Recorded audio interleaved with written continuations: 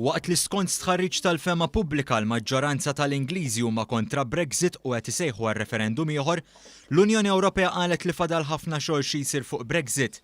Dan minkejja li kien hemm ftehim fuq abbozz ta' ftehim mar-Renju Unit. Il-negozjatur ewlieni Michel Barnier qal li fadal triq twila quddiem iż-żewġ naħat. Il-Prim Ministru tar-Renju Unit Theresa May rebħet l-appoġġ tal-Kabinett tagħha iżda għandha għadma qiebsa x'tomod biex tgħaddi l-ftehim mill-Parlament. Barnier kienet jitkellem il-ħamis filgħodu flimkien mal-President tal-Kunsill Ewropew Donald Tusk, hekk kif ta' formalment l-abbozz tal-ftehim li fih 585 paġna. Huwa qal li l-ftehim kien ġust u bilanċjat. What we have agreed at negotiators level is fair and balanced, takes into account the UK's positions, organizes the withdrawal in an orderly fashion and ensure no hard border on the island of Ireland, and lays the ground for an ambitious new partnership. Tusk faħħar ix-xogħol ta' Barnier u qal li l-ftehim assigura l-interessi tas-27 stat membru tal-Unjoni Ewropea. You have achieved our two most important objectives.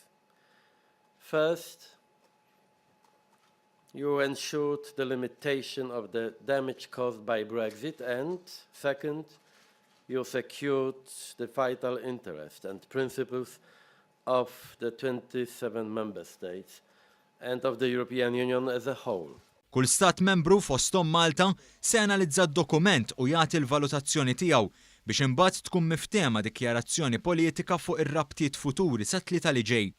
Imbagħad il-Kunsill tal-Unjoni Ewropea jiltaqa' fil-25 ta' Novembru sabiex ikun finalizzat il-ftehim. Iżda jekk min-naħa tal-Unjoni Ewropea jidher li kollox wartu żgħar, mhux l-istess jista' jingħata r-Renju Unit. Dan hekk kif il-Prim Ministru Theresa May waslula Erba Riżenji brabta mal-ftehim. Dawn kienu il-Ministri Dominic Raab u Esther McVey u s-Segretarji Parlamentari Sheila Xvara u Suella Braverman.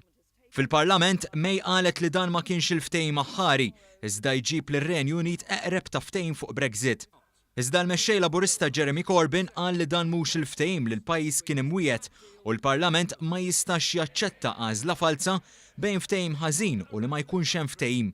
Is-Segretarju Parlamentari għal Fondi Ewropej Aaron Farrugia sostna li hemm żewġ toroq jekk il-Parlament Ingliż ma jaċċettax il-ftehim. Ma jkunx hemm Brexit, mela nibqgħu għaddejjin u nnegozjaw anke fi żmien issa qasir ħafna għax nafu li Marzu jinsab wara l-bieb. Min-naħa l-oħra jista' jkun ukoll illi jkomplu allura nimxu lejn no deal u allura diġà hemm pjan, hemm plan B ta' diversi pajjiżi flimkien mal-Kummissjoni Ewropea dwar kif ħajilqgħu jekk ma jkunx hemm bil u allura jkun hemm withdrawal ta' no deal bażikament.